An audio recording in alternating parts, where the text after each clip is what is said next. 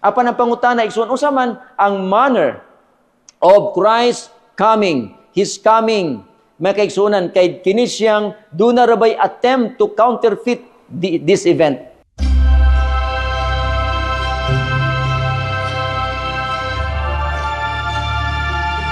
Kaya kaigsunan sa usa ka sugilanon nga nahitabo nga sa March kitawag 17, no? 1743, when the Messiah was first performed in London, the king was present in the great audience. It was reported that all were so deeply moved by the Hallelujah chorus. Grabe no dito ni gi-perform. Nga labi na gyud, no? Ang tanang mga tao during that were moved because labi na sa linya nga ang Ginoo mubalik as murin, as King of Kings and Lord of Lords. Mao na siya nga ang murin Hallelujah chorus.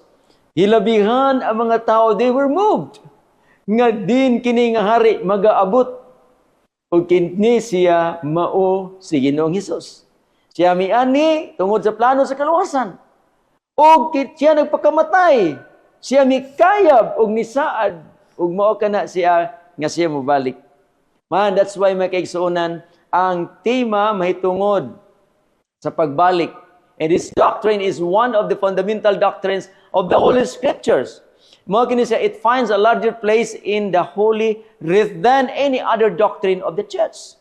Imagine mga kaigsuonan sa kini siya gitawag 318 New Testament verses nga nagisgot sa iyang pagbalik. In every 20 verses in the New Testament, usa ni ana nagapamatud nga si Ginoong Hesus mabalik.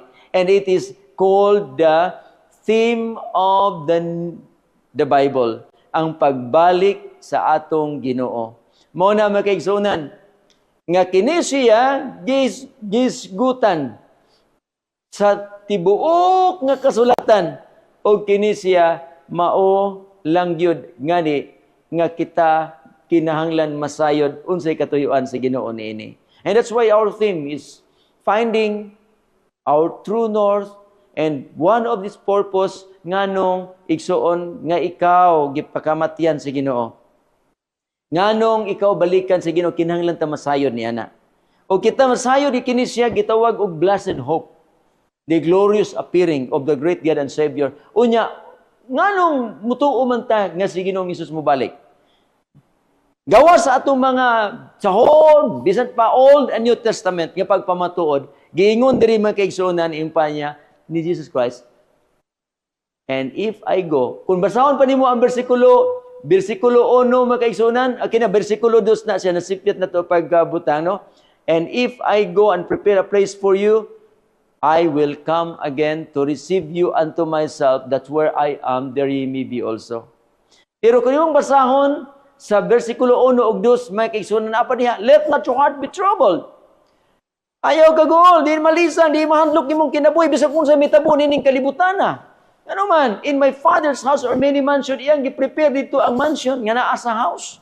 Dako gid ay ang mansion, no? Dako gid ay ang house kaysa mansion.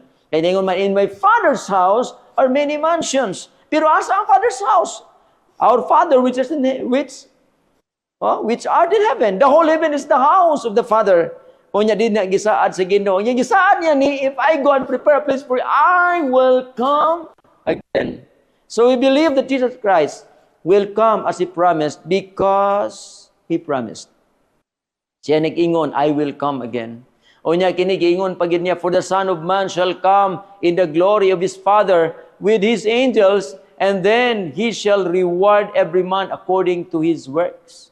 Mao na siya nga ang anak sa tao talking about Himself.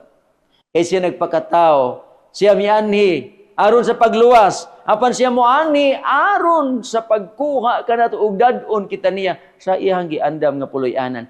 He shall come sa glory sa Father, uban ang mga angels, unya iyang i-reward katulad pong those who believe in God and in Jesus Christ. Mao na siya makaigsuunan nga iyang pagadadon. Busa usa ka bata, yung panyang nga siya nga, kini siya nag-dream. He was being ascended up and up to meet Jesus in the air. Unfortunately, when he woke up, he is still on earth. Mao na siya O sa no, mo ni siya nga may kaigsuonan. Ang gisulti sa balaang kasulatan, no? Ang tanan nga mga angel mag-uban kan Jesus. Dito si Pablo nagsulti siya sa 1 Thessalonians 3 verse 13 nga all in the sense in gitan sa langit. Muna there's silence in heaven. Why? All the holy angels will come with Jesus. Muna siya the glory of the Father because Jesus will come with all His angels. Unya mga kaigsuonan mubalik ang atong Ginoo. Pero kining maong bataan no, nga nagdamgo, wala man di ay damgo naman di pagmata niya. Kay kini siya gidamgo ni sa tanan nga mga tao, kay gitawag kinig blessed hope. Bulahan nga paglaom. Kini nga kalibutan igsoon wala gini. Iyahan watay paglaom dinhi. Unsa mga tangan ining kalibutan na dili gyud maato pod kay kita bisan unsa nato kadato, bisag unsa ang naangkon nimo karon nga posisyon, bisag unsa ka sa imong salapi, bisag unsa na ka-successful ang imong kinabuhi, but time will come nga ikaw mubiya nining kalibutan na dili na maimo. Unya bisan pa ikaw karon batan-on unsa imong sitwasyon, ikaw moabot sa pagkatigulay, ikaw moabot sa pagpahulay, kay ang kinabuhi lumalabay lamang nining kalibutan na busa naga paabot ta sa pagbalik sa Ginoo. Mao kini ang damgo igsuon bisan pa sa mga balaang tao sa Dios. Enoch, the seventh from Adam, prophesied of these things. Unsa iyang ginadamgo, unsa iyang ginapropesiya, ang pagbalik sa Ginoo. Kay nakita niya ang kalibutan igsuon nga bisan pa puno sa pagkadautan, but he walked with Jesus. Kini siya naglakaw kauban sa Ginoo 300 years. Busa ang handom niya, ang damgo niya, pagpaabot sa Ginoo, sa pagbalik sa Ginoo, nakapahimo kaniya ni kini sa gitawag nga Enoch nga putli sa iyang kinabuhi. Kay katong paabot sa Ginoo, magkinabuhi kato sila nga naga-expect sa ilahang pagpangandam nga diin sila mahimong andam. Mo na si Enoch. Even si David, before the Lord, for he cometh to judge the earth. He shall judge the world with righteousness and the people with his truth. Muanhi ang Ginoo gyud muanhi to judge his people. And even Isaiah, yung pa si Isaiah, it shall be said in that day, lo, this is our God, we have waited for him. Yung pa niya, it shall be said in that day, lo, this is our God, we have waited for him. Nagpaabot. Ang pangutana, nagpaabot ba ka sa Ginoo igsoon? Ang pangutana, andam ka na ba sa pagbalik sa Ginoo? Nasakasabot ka ba unsay katuyuan sa Ginoo nganong mobalik siya? Igsoon dunay gisgutan nga katuyuan ang Ginoo sa iyang pagbalik. Jesus will come for his people. O Jesus will come to judge the world. Unsay gisulti sa bersikulo 2, igsoon diha katong gikot kanako ganiha makaigsuonan nga bersikulo 3 apan atrasan nato sa bersikulo 2. In my Father's house are many mansions. Ngano impanya diha daghang mansions, if it were that so I would have told you I go to prepare. Di andaman taniya. Kining kalibutan naulog sa sala, ang bayad sa sala kamatayon, laglag tang tanan apan gipakamatyan ta ni Ginoo Hesus og siya alang sa tanan nga mutuog mudawat kaniya. Siya nag-ingon mo ayaw ka goal bisag unsay mitabo kay mag-andam kog luna alang nimo. And that's the promise ni Jesus ngimpan niya, kung makaadto nako o makaandam nako luna, I will come again to receive you and to myself. That's where I am, there may be also. Unsay purpose niya? Muani siya kuhaon ta niya aron mag-uban na ta niya asa in the Father's house. Mao na makaigsuonan nga he shall send his angels with the great sound of a trumpet, and they shall gather together at the coming of Jesus, his elect from the four winds, from one end of heaven to the other. Tibuok kalibutan, igsoon. O niya anang panahon na pagbalik niya nga naitungog sa trumpeta. And there's also, when the Lord Jesus Christ will descend from heaven with a shout, with a voice of archangel, kinsa man na, si Jesus. And with the trump of God, and the dead in Christ shall rise first. Muna nga bisan pagmamatay, basta nagtuog, nagdawat sa Ginoo mga lagad. Ingon pa ni Pablo, for to me to live is Christ, and to die is gain, because siya na po yung nagsulti sa Titus 2, verse 13, nga nagapaabutan niya ng bulahan paglaog. Nga bulangan nga naman, pagtingog sa trumpet, pagsinggit ni Jesus, and the dead in Christ will rise. And ingon pa diha, kita usab kung padayunon na sa versikulo 17, wa na ko project diha, nga diin ang mga buhi pag-aalidan og sakgaon magauban sa inyong busa, comfort you one another with His word, even kung bisan pa mamatay. Bisa bulakan itong nangamatay diya sa Ginoo. Precious in the sight of the Lord the death of His saints, because of the promise that the Lord Jesus Christ will come. That's why kini gitawag mga kaigsunan, kita ginatawag og Adventist, because we are looking for that blessed hope. The word looking is prosdeikomenoy in Greek. O kana siya nagagihubad og 5 ka mga pagkasulti. Apan usa ni ana pagkahubad kanang word nga looking is waiting. People who are waiting. Unsa gipaabot na to ison? The blessed hope, the glorious appearing and of the great God and Savior Jesus Christ, kay mao ka na ang panahon igsuon nga kita pagadad-on niya didto sa iyang gingharian. Mao na makaigsunan nga siya muanhi aron pagkuha apan unsa pag iyang himon. I charge thee, Timothy, gi-charge siya ni Paul, therefore before God and the Lord Jesus Christ, who shall judge the quick and the dead at His appearing and His kingdom. Unsay usa katuyuan makaigsunan? Iyang hukman. Ang pangutana, we shall all appear before the throne of Jesus, God.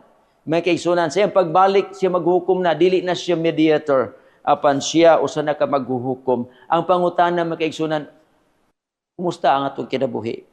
Kita nahimo bang andam? Kita nahimo bang putli na ng mga katawhan? For those, yung pa din ni Pablo, mga kaigsunan, yung panya nga, for the grace of God that bringeth salvation that appeared to all men, luwas tas pinaagi sa grasya, tungod sa kamatayon ni Jesus, and teaching us to deny ungodliness and worldly lust, we should live righteously and godly in this present world while waiting sa pagbalik sa Ginoo. So kadtong naluwas sa grasya, nabalaan sa grasya, mahimaya sa grasya, sila nga mga katawhan nahimong pinasahi sa Ginoo nga mga katawhan, o kini sila mga kaigsunan magamantala sa kaluwasan ngadto sa tibuok kalibutan. Nganuman, mga kaigsunan, moabot ang paghukom, and that's ang usa ka purpose nga nung mubalik si Jesus. Ang iyang gusto nga luwason kita apan depende sa atong pagpili. Because yung pani, He came unto His own, but His own receive Him not. But for those who receive Him, for as many as receive Him, to them give He power to become sons and daughters of God, children of God. Mo na may kaigsuunan nga kining panahona nga bisag asa kita igsoon mapuyon ning kalibutan kinahanglan ta ato agyod dawaton ang Ginoo, paabuton nato siya kay mauna ang iyang handom nga kita mag-uban na kaniya. Apan ang pangutana igsoon unsa man ang manner of Christ coming, His coming, may kaigsuunan kay kini siyang do na rabay attempt to counterfeit this event. Kini siya may kaigsuunan bantayan nato kay dunay mga counterfeit ani, dunay mga pagtulunan bisan pag Christian bodies nga nagatudlo og sayop nga dili sumala sa pulong sa Ginoo. Now niya karon, gingon diri, for as a lightning that comes from the east is visible even to the west, so will be the coming of the Son of Man. Ingon pa niya diyan, then will appear the sign of the Son of Man in heaven, and then all of the peoples of the earth will mourn when they see the Son of Man coming on the clouds of heaven with the power and great glory. Nyang uban nagatudlo nga sekreto. Ang uban, dili na kuno mubalik si Jesus. Apan niyo, for as lightning that comes from the east is visible even in the west. In the west, so will the coming of the Son of Man. Si Jesus nagsulti ni ana. O gingon diri niya, may kaigsunan sa diyang nikayab si Jesus, gisultian niya mga apostoles. After he received this, samtang nagpamihimo siya pagbilin dito sa Olibo sa iyang mga apostoles, sa wa pa siya mukayab, he was taken up before their very eyes, and a cloud hid him from their sight. O gikayab siya igsoon, og sagin siya, cloud hid, na tabunan siya dito makaisuan sa panganon, kay mo anya na, man, saka kayab man siya. They were looking intently up into the sky as he was going. Naghangad ang iyang mga disipulo o mga katawhan, when suddenly 2 men dressed in white stood beside them, mga angels. Mingon kala, men of Galilee. They said, why do you stand here looking into the sky? The same Jesus was taken from you into heaven will come back in the same way you have seen Him go into heaven. Sa samao gihapon nga paagi nga nakita ninyo, nga mikayat siya, mao gihapon ang iyang pamaagi sa iyang pagbalik. Muna nga, kung basahon nimo pinadiyag 1 versikulo, makita sa tanang mata. Muna siya makaigsunan nga magbantay ta ingon pa ni Jesus Christ kay dunay mo deceive na to. Jesus answered, "Watch out!" Nangutana mga apostoles, kanu saan ni mahitabuha katapusan sa kalibutan? Ingon pa ni Jesus Christ, magbantay mo kay basig that no one deceives you.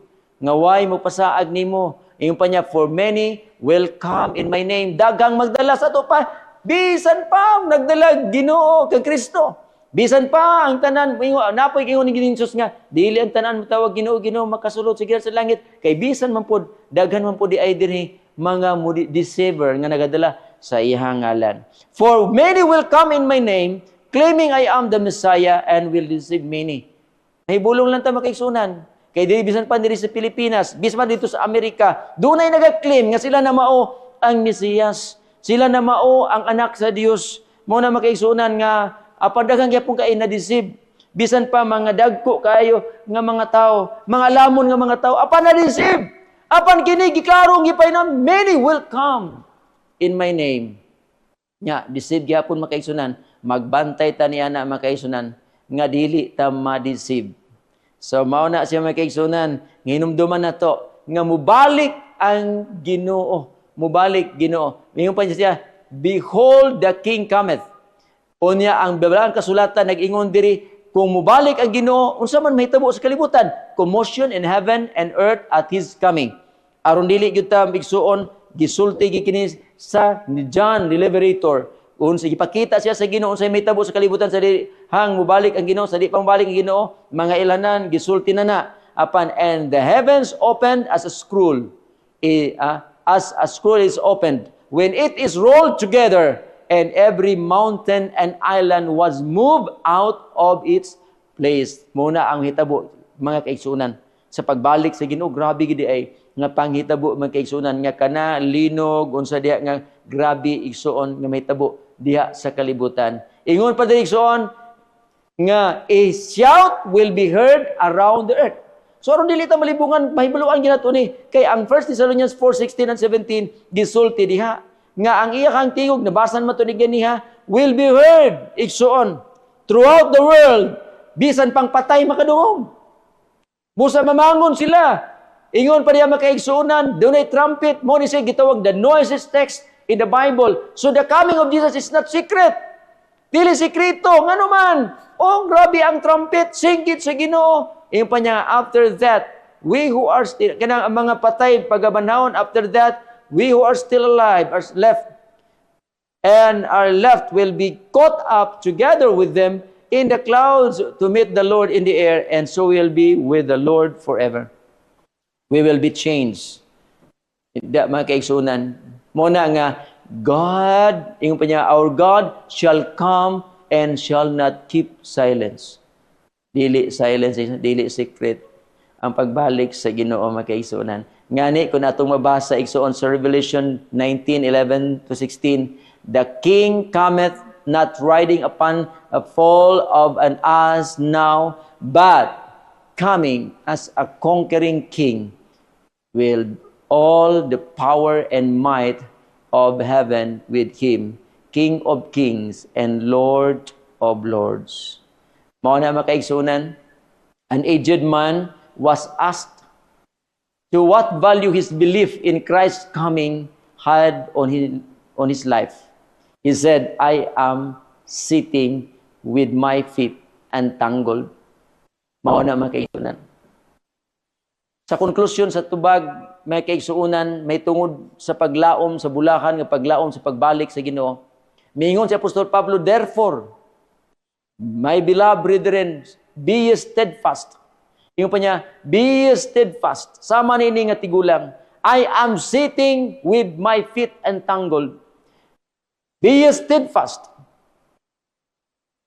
Stand firm. Ingon pa niya, stand firm in the immovable, dili matarog, always abounding the work of the Lord, for as you know that your labor in the Lord is not in vain. Igsoon, ita nga naga paabot ni bulahan ng paglaom, magkinabuhi nga nagalaom igsoon ni ana apan nagapangandam ang pangutana, andam ka na ba sa pagbalik sa Ginoo? May kaigsunan, ang pagbalik sa Ginoo, may kaigsunan, dool na lang muna nga, are you ready for Jesus to come? Jesus is ready. Are you coming? Jesus is coming. Are you ready? Igsoon, usa kini siya ka suhito nga magatultol ka nato nga magkinabuhi na ta sa pagkamatarong, pagkabalaan ug pagkadiyosnon. Alikdan na nato ang kalibutan kay kita nangandam nga magpuyo sa langit. Ug hinaot nga matag usa ka nato nga bisan unsa nato kadautan pagka makasasala kung kita mudawat lamang sa Ginoo o kita mag-imbitar kaniya nga mupuyo sa atong kinabuhi, kita iyang pagabag-uhon kay kita iyang giluwas dili sa atong kaugalingon nga binuhatan apan sa grasya, apan kini nga grasya magabalaan ka nato nga nagapaabot kaniya nga mubalik nga kita iyang himayaon. Usa hinaot pa nga kita maghimo bisag unsa nato kadautan sa pagduol, pagkumpisal sa atong mga sala, pagduol, pagdawat kaniya aron kita mahimong andam. Sa dili pa ka matulog, sa pagmata nimo, sa pagkinabuhi nimo adlaw-adlaw, kinahanglan nga kita magkinabuhi nga mga katawhan nga takos nga pagadaon sa Ginoo didto sa iyang gingharian. Magampo ta. Amahan galingit nun, salamat kayo nining suwito nga nagatultol ka namo sa pagpangandam sa imong duol nga pagbalik nga mao kini siya ang bulahan nga paglaom matag usa ka namo nga magapaabot kanimo magkinabuhi amo nang biyaan talikdan ang pagkadautan ug kinabuhian namo sa amo ang kinabuhi nga bag-o diha kanimo ang tanan among gitugyan ug gisalig sa ngalan ni Kristo Jesus. Amen.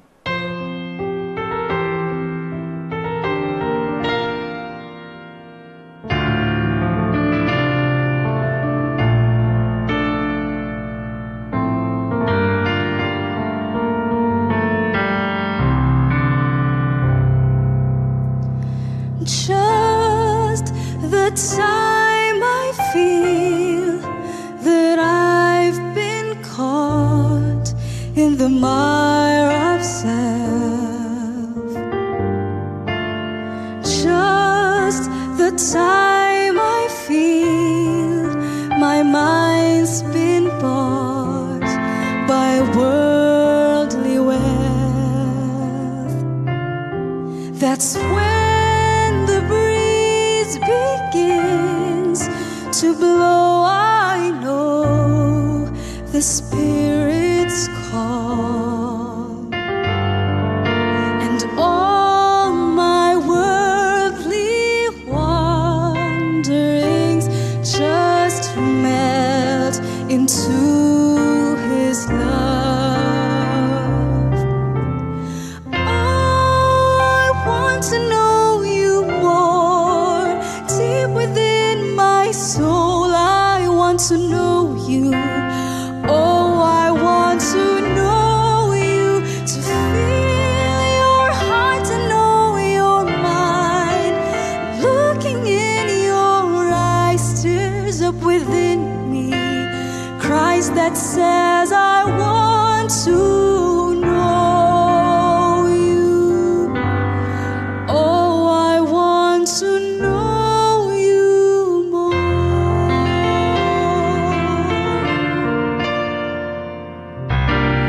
When my daily deeds ordinarily lose life and song, my heart begins to bleed. Sensitivity to Him is gone. I've run the race but set my own pace and face a shattered soul.